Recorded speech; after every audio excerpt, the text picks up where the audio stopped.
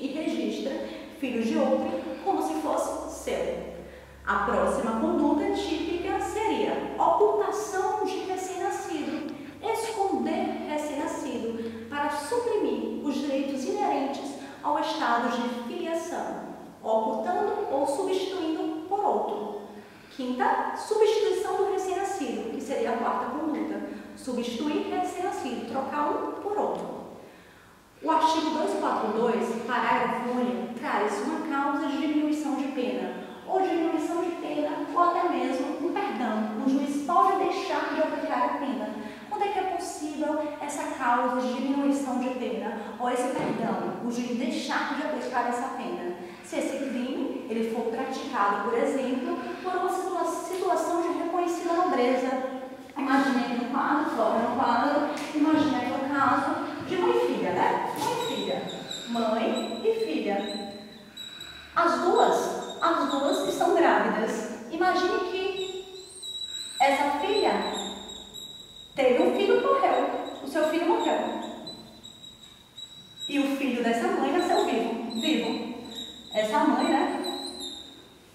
Por situação de nobreza, para não ver essa filha sofrer, ela vem e substitui. Imagine que essa mãe substitui o seu filho vivo. Essa mãe substitui o seu filho vivo pelo filho morto. Então, essa mãe, esse juiz, poderá deixar de aplicar essa pena ou diminuir, ou deixa de aplicar a pena, ou então diminui essa pena. Deixa de aplicar a pena, ou então diminui a pena. Porque aqui, nesse caso concreto, o juiz percebeu que essa mãe, ela praticou essa conduta por uma situação de nobreza, estado de nobreza. Existem vários exemplos, gente, vários exemplos. Imagine também um outro exemplo, uma mãe que não tem condições de suprir as necessidades do filho, e essa mãe acaba deixando esse filho, né, abandonado. Alguém vai e registra esse filho como próprio. Essa pessoa que assim agiu, o juiz pode reconhecer, diante do caso concreto, que ela agiu isso em uma situação de nobreza, piedade. O juiz pode deixar de aplicar a pena ou diminuir a pena aí desse crime. O próximo crime seria o crime previsto no artigo 244. É um crime chamado de abandono material. Assim dispõe a redação: deixar sem justa causa de prover subsistência do cônjuge, percebam, cônjuge, filho menor de 18 anos ou incapaz, ou de ascendente inválido, ou de maior de 60 anos, não lhe proporcionando recursos necessários ou faltando ao pagamento de pensão alimentícia acordada, e deixar de socorrer descendente ou ascendente gravemente enfermo sem justa causa. Percebam que esse abandono material diz respeito à relação financeira, não tem nada a ver com a educação.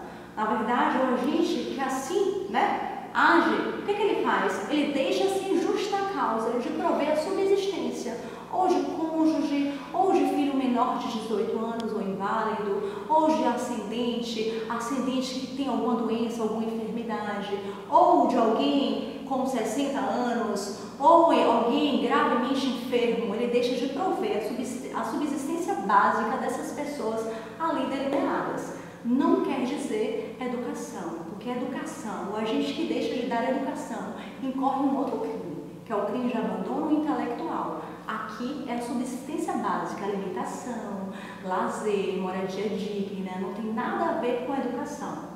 Qual seria o objeto jurídico, focando no slide, qual seria o objeto jurídico desse crime? Então vamos olhar o capítulo. O capítulo diz dos crimes contra a assistência familiar. Então o que é que o legislador visa proteger? Justamente a assistência familiar, a assistência material da família. Qual seria o sujeito ativo desse crime e o sujeito passivo? Percebam, né? Que o sujeito ativo, focando no slide, o sujeito ativo e o passivo. O sujeito ativo seria o cônjuge, que deixa de prover a subsistência do outro cônjuge. Pode ser também o sujeito passivo, o sujeito ativo desse crime, o pai, que deixa de prover um pai e uma mãe, que deixa de prover a assistência material do filho menor de 18 ou incapaz. Pode ser também um pai que está inválido, por exemplo, o seu filho deixa de prover a subsistência desse pai inválido, ou alguém que deixa de prover a subsistência, focando no slide, de maior de 60 anos.